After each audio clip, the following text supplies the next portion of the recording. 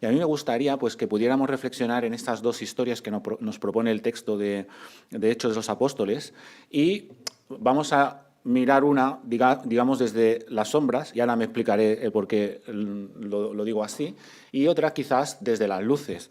Aunque nada hay en la vida que sea todo sombras, ni nada hay en la vida que todo sean luces, ¿eh? Pero espero hacerme entender un poco en este título y en la reflexión que os quiero compartir. Que, como siempre recuerdo, no sustituye la vuestra, y que siempre espero y pido y deseo que el Espíritu Santo lleve la palabra a cada uno de vosotros como necesita, y también a la comunidad, ¿verdad?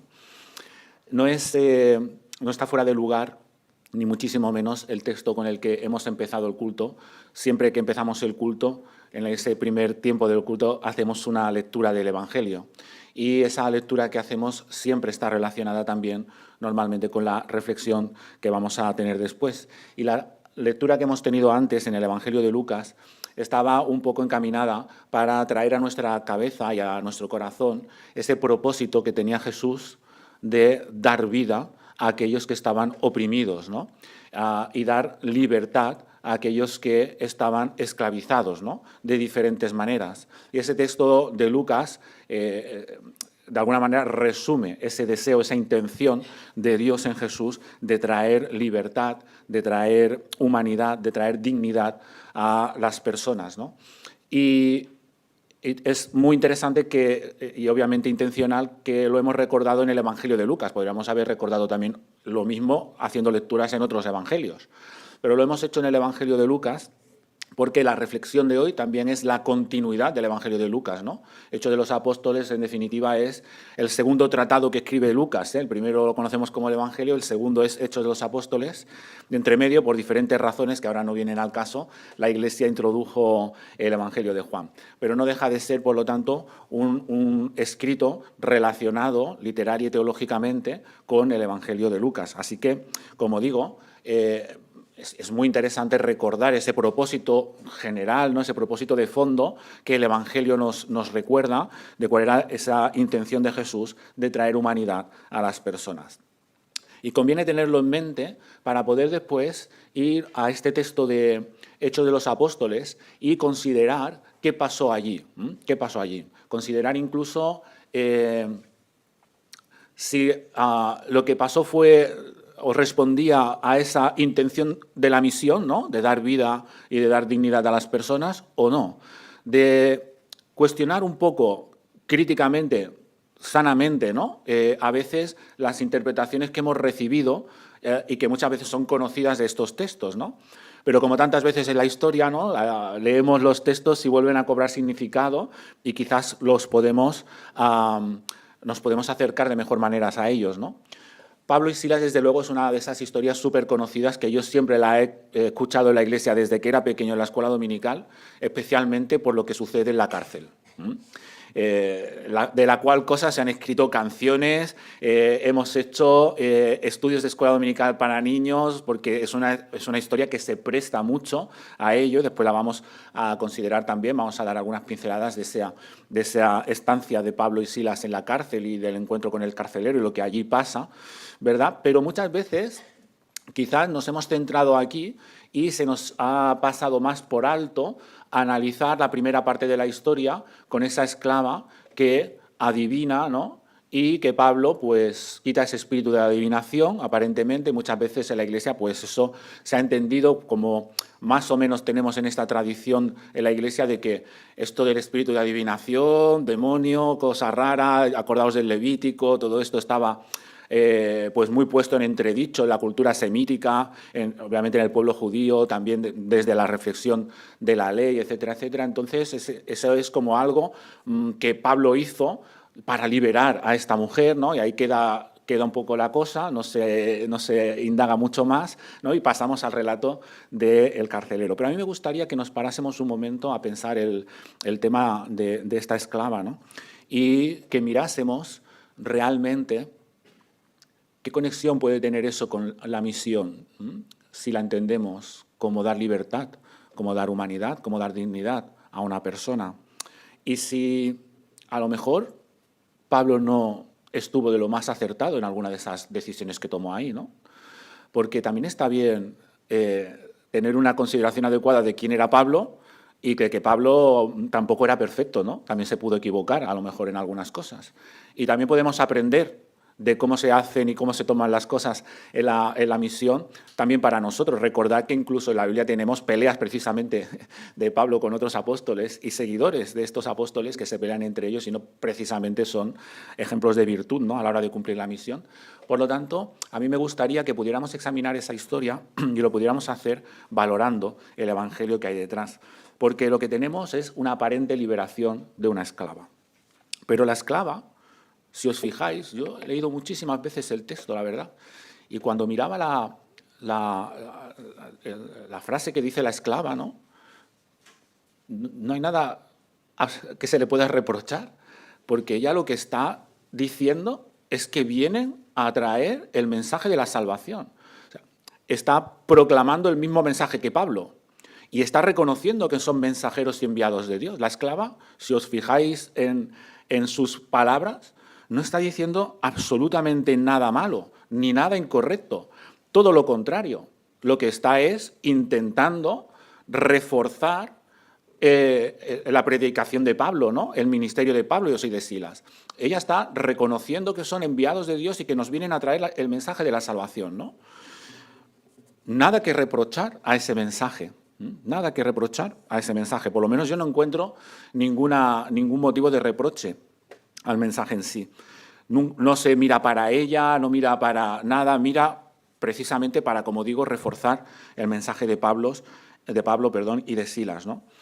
Así que, ¿qué pasa allí, no? Esta esclava que tiene este don, que, claro, se puede interpretar, ¿no?, como un espíritu maligno, pero que a la luz de la cultura es un espíritu maligno o es una habilidad que pocas veces podemos llegar a entender, porque ¿cómo se podría comprobar aquello, no? La cuestión es que esta mujer dijo algo que estaba bien, pero además dice que era esclava y que lo que decía a otras personas, generaba dinero a sus amos. Claro, yo cuando pienso en esto, yo pienso en, ¿tú pagarías para que te dijeran mentiras? ¿No? Supongo que si había gente que pagaba es porque lo que recibía de esa esclava, ¿no?, era algo útil para sus vidas, ¿no? Nadie va a pagar por nada que es inútil, ¿no? Entonces, claro, ahí estamos en un margen un tanto raro porque leemos el texto desde el siglo XXI y hay veces que hay según qué habilidades que puede tener una persona que podemos no llegar a comprender, ¿no?, pero que pueden ser tan buenas, ¿no?, y lo podemos ver en tantas personas. La verdad es que no encuentro en este sentido nada reprobable en la esclava, ¿no?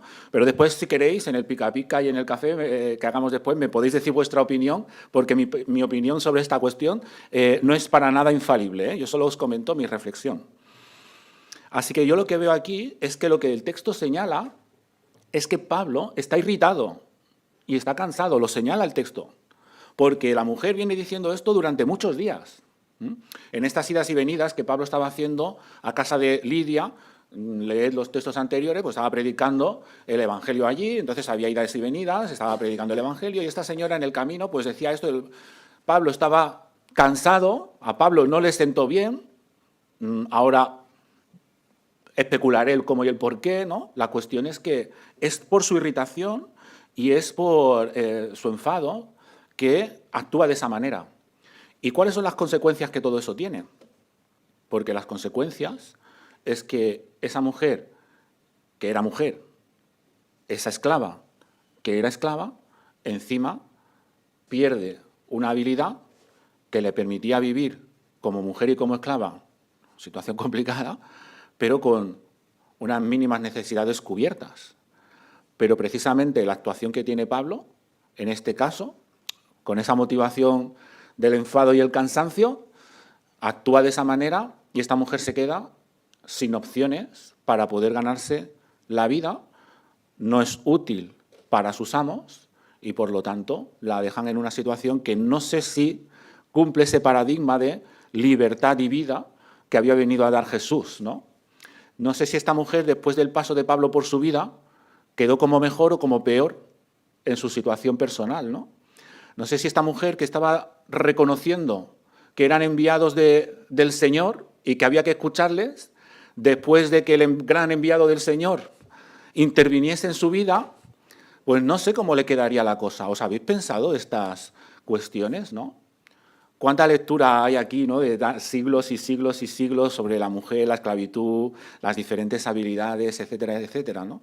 Bueno, yo simplemente os hablo un camino de reflexión. Pero sea como sea, que tampoco obviamente voy a hacer unas afirmaciones categóricas, como bien os he dicho, a mí sí que me resulta interesante porque me hace preguntarme, a mí en el siglo XXI, y creo que es una pregunta también lícita para todos aquellos que creemos en Jesús y que queremos hacer verdad, ¿no?, la misión, entendida como un proyecto de vida abundante, con mayúscula, venimos de leer el Evangelio de Juan, ¿no?, de liberación para las personas, pues tenemos, creo, el deber de examinar críticamente el cómo y el por qué hacemos las cosas, ¿no? No sea que, creyendo que somos de bendición y de vida, acabemos después destrozando la vida de una persona. A mí a veces este texto me viene a destilar esta idea, y por eso la comparto con toda la humildad del mundo. Quizás deberíamos, como creyentes y como Iglesia, discernir la verdad, incluso cuando esa verdad viene de los márgenes, de voces incómodas o que no encajen aparentemente en nuestras categorías, costumbres, creencias y prejuicios religiosos que a veces podemos tener con mejor o peor intención, con más o con mejor o peor fundamento, pero que muchas veces nos llama a ser tajante, ¿no?, a poner el piloto automático y a no entablar esta tranquilidad de discernir qué estoy escuchando, qué estoy recibiendo, qué estoy, por lo tanto, apoyando, ¿no?, con mi vida, cómo puedo yo proyectar la misión en esa realidad. ¿Soy capaz de reconocer la verdad cuando me incomoda o cuando cuestiona mi posición? ¿No habría a lo mejor algo de eso en Pablo? Acordaos de la vida de Pablo, que consideramos su conversión, pero Pablo venía de una actitud y de un entendimiento de sí mismo que era el que era, ¿no? Y sí, se había caído del caballo, había pasado por un proceso de conversión, pero a veces las personalidades, que digo yo, son las personalidades, y no deja de ser un hombre de la época, que se está poniendo en relación con una mujer esclava, que no deja de ser el apóstol enviado, ¿no?, legitimado, incluso por la propia conversión tan espectacular que tuvo, ¿no?, para poder llevar el Evangelio. ¿Qué vería él en esa mujer? ¿Os lo habéis preguntado? ¿No vería a lo mejor una competencia indeseable, que a él no le gustaba, una mujer esclava, proclamando que somos mensajeros del Señor y que hay que escuchar este mensaje de salvación? ¿Una mujer predicadora? ¿Una mujer haciendo funciones de apostolado, entendedme, como él? ¿Qué pasaría? ¿Por qué se irritaría Pablo aquí, no? ¿Por qué le saldría ese momento de, no? Bueno, son interesantes preguntas aquí que quizás cuando nos acercamos a este texto nunca nos hemos hecho adecuadamente, ¿no? Y otra vez, creo que también nos toca ponérnoslo a nosotros, porque Pablo, ¿verdad?, vivió lo que vivió. Pero ¿no nos pasa a veces eso también a nosotros, que la Iglesia va de superior al resto de la sociedad? Los creyentes nos sentimos en superior. Todavía no estamos aquí, estamos en la primera, en la segunda diapositiva. ¿No nos sentimos un poco por encima de la sociedad, del resto de las personas? ¿No puede ser que a veces nos pueda un poco la arrogancia, quizás el orgullo? Porque yo de eso también he visto mucho en la Iglesia, ¿eh? Yo de eso he visto mucho a lo largo de mi vida en la Iglesia, con ejemplos reales. Y yo mismo no me siento libre de esa tendencia. Por eso muchas veces me gusta recordar que hay que vivir en humildad y haciendo el repaso hacia uno mismo, ¿no?, constantemente a la luz de Jesús. Porque a veces puede ser muy humano caer allí, creerte quizás algo más, hacer un aparente acto por la misión, pero llevado por el ego, por el deseo de control, por el protagonismo personal, por un discutido entendimiento de la autoridad, del peso que tú tienes, del reconocimiento que a ti se te debe. Estas cosas yo las he visto muchas veces en la Iglesia. Y creo que el texto puede advertirnos contra estas cuestiones, ¿no?, para ponernos en nuestro adecuado lugar. A lo mejor no todo acto religioso produce liberación, produce humanidad y produce dignidad en las personas. Y yo creo que por lo menos en mi aspiración como pastor y también para mi comunidad, que lo que hagamos podemos hacer mejor, podemos hacer peor, pero que busquemos humanidad de las personas, que procuremos dignificar la vida de las personas con el Evangelio de Jesús, que seamos capaces de presentar a un Jesús en fondo y en forma, que de verdad libera y da vida. Para mí es un gran reto a la luz de este texto, porque esas trampas que a mi juicio están ahí y que Pablo quizás cayó, a lo mejor también son trampas en las cuales podemos caer todos y cada uno de nosotros, ¿no? Creo que es bueno tener estructuras, tener relaciones donde se trabaje la rendición de cuentas y la humildad. Por eso me gusta cuando las iglesias deciden organizarse pues como nosotros lo hacemos, ¿no? Y la gente puede hablar y puede haber un consejo y se puede hacer expresiones y se puede pedir. Y si estamos en la mesa de la AEC, pues podemos pedir una cuenta, podemos pedir una responsabilidad. Claro, se critica mucho las iglesias institucionales y no digo que no falten razones para las cosas que no hacemos bien, ¿verdad? Ponerlas sobre la mesa. Pero sí que creo que hay cosas que están muy bien, ¿no? Cuando es buscar la rendición de cuentas, buscar la humildad, buscar repasar la misión, los propósitos, las motivaciones que nos llevan a hacer las cosas. Por lo tanto, otra vez creo que esta historia nos pone a pensar. Una cosa más antes de pasar a la siguiente. Las personas son personas. Las personas no son cosas. Las personas son personas. Esa mujer era una persona. Esa esclava era una persona, por encima de todas las concepciones que pudiera haber. No era una cosa para utilizar. No son cosas para reforzar mi imagen, mi ministerio, mi visión, mi iglesia. Las personas, permitidme esta expresión, son sagradas delante de Dios. Y creo que eso es un mensaje que Jesús nos dejó. Que son sagradas. Y así creo que nos entiende Dios. Por eso no escatimó a su Hijo para traernos el mensaje de amor, para traernos el ejemplo de humanidad perfecta, de nueva humanidad en Él. Grandes retos, ¿no? Si no lo queremos plantear de esta manera. Reto, desde luego, a vivir en humildad, a no precipitarnos, a hacer las cosas pensándolas dos veces, a poner a las personas primero siempre en todo. Y no es fácil hacerlo en la sociedad que nos toca vivir, que cosifica y deshumaniza en prácticamente cada una de sus propuestas, desde las redes sociales, donde las personas dejan de ser personas para convertirse en amigos, seguidores y likes, pero que detrás, pese a que pueda haber muchas historias, ¿verdad?, no hay un sincero interés por las personas. Y ya sabéis que no tengo ningún problema con las redes sociales, las cosas hay que utilizarlas para bien, ¿verdad? Que en definitiva ese es el mensaje, ¿no? Así que ahí quedan estas cuestiones y yo os invito a acercarnos a la palabra, a acercarnos al propio Pablo, a acercarnos a los pastores, a acercarnos a los consejos de las iglesias, a acercarnos a las propias comunidades sin idealizarlas y mirando con amor, con intención, que lo que hagamos, lo hagamos para el Señor y ayudándonos los unos a los otros a no perder ese camino, ¿no? Así que esta quizás es la primera reflexión y después voy a dar paso a la otra, porque claro, esto no acaba bien, esto no va a acabar bien ni para Pablo ni para Silas, ya hemos hablado de la mujer que está, por supuesto, que no le va a acabar para nada bien. Pero Pablo y Silas acaban en la cárcel, a veces se idealiza, ¿no? Dios lo llevó a la cárcel. Bueno, Dios lo llevó a la cárcel o ellos mismos se llevaron a la cárcel porque no obraron como tendrían que haber hecho a lo mejor en ese momento, ¿no? La cuestión es que es igual porque Dios trabaja con renglones torcidos, como se dice muchas veces, ¿no? Y allí en la cárcel, curiosamente, cambia completamente el marco, porque una vez más Pablo parece como una segunda caída o tercera caída, cuarta caída del caballo, ¿no? Ahora ya no estás en el camino, ahora ya no eres el apóstol que viene a hablar a Lidia, ahora estás en la cárcel, con Silas, privado de libertad en una cárcel de la época. Lección de humildad. Tenemos que recordar que vivimos por la gracia. No sé, a lo mejor puede haber algo de eso ahí, ¿no? En esa situación que ellos mismos han generado. Pero ahí está la cuestión. Y en esa cuestión, el carcelero es liberado.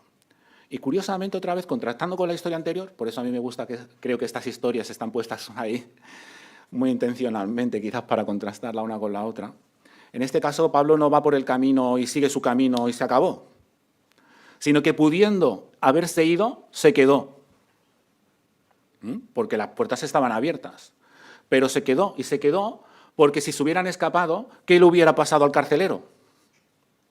Ostras, Pablo pensó de manera diferente con el carcelero que como lo hizo con la esclava anteriormente, ¿no? A lo mejor porque la situación era diferente, vete a saber. Pero obró diferente porque pensó en lo que le podía pasar al carcelero. Y no se fue, pudiendo haberlo hecho, para minimizar las consecuencias sobre ese carcelero. Y fue estas actitudes las que llevaron al carcelero a reconocer que Jesús era el Salvador y era el Señor. Eso fue lo que hizo que ese carcelero cayera de rodillas allí, viendo el obrar de Dios, pero viendo también una coherencia entre esos mensajeros de Dios que estaban allí. Se preocuparon por él, le trataron como a un ser humano, miraron realmente de que el Evangelio le produjese liberación. Y es curioso porque en este caso el liberado no son los prisioneros, sino que el liberado es el carcelero. ¿Lo habéis pensado? El que estaba poniendo su vida al servicio de una prisión, de la opresión, ¿no? De la deshumanización, ese es liberado por Dios de esta manera. Increíble, ¿no? Si lo empezamos a ligar todo. Hay liberaciones que se producen cuando uno se queda. Hay transformaciones que se producen cuando uno se queda porque quiere tratar como ser humano y se preocupa por el otro. Cuando no obra porque me he enfadado, hago esto y tal. Qué interesante este texto. Cuando para mí ha sido una semana, decía, de mucho trabajo, pero también de mucha ebullición espiritual, intelectual en ese sentido a la hora de meditarlo, ¿no? Y de hacer el bosquejo para compartirlo con vosotros. Ahora sí quiero ir acabando, porque al final está claro, el carcelero va a cambiar su vida personal, pero claro, es una invitación clara, ¿no?, a considerar todo lo que estos sistemas opresores deshumanizantes están haciendo, ¿no?, y cómo Jesús, en el nombre de Dios, ha venido a traernos un mensaje que podríamos resumir en el amor, pero que humaniza a las personas y que reconfigura y que quiere reconfigurar el espacio donde vivimos y compartimos para que sean espacios de liberación y no de opresión. Por eso, para mí, y con esto quiero acabar, una iglesia debe de ser una iglesia consciente de las cárceles actuales, que no siempre son cárceles físicas, como bien sabéis, ¿verdad?, que pueden ser emocionales, sociales, espirituales, y muchas veces concretamos en las predicaciones y que conocéis muy bien, ¿no? Y nuestra misión como iglesia es, permitidme la expresión, liberar a las personas, humanizando y dignificando sus vidas. Porque ¿no es eso lo que vosotros habéis encontrado en Jesús? ¿No es eso lo que celebramos cuando alabamos a Dios a nivel personal? ¿Y no es eso lo que experimentamos cuando queremos vivir en comunidad nuestra fe?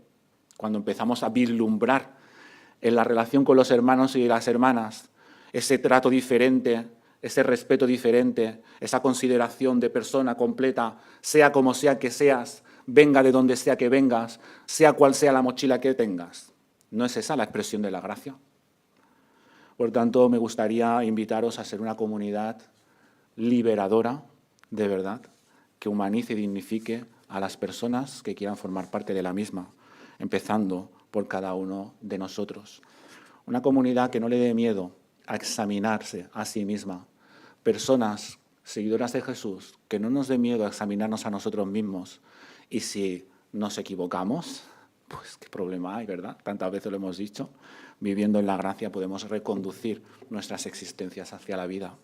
Así que el Señor os bendiga, que el Espíritu nos dé ese discernimiento que necesitamos y que sea el Espíritu que nos lleve a encontrarnos con las personas que nos rodean porque necesitan la liberación que da el Evangelio de Jesús.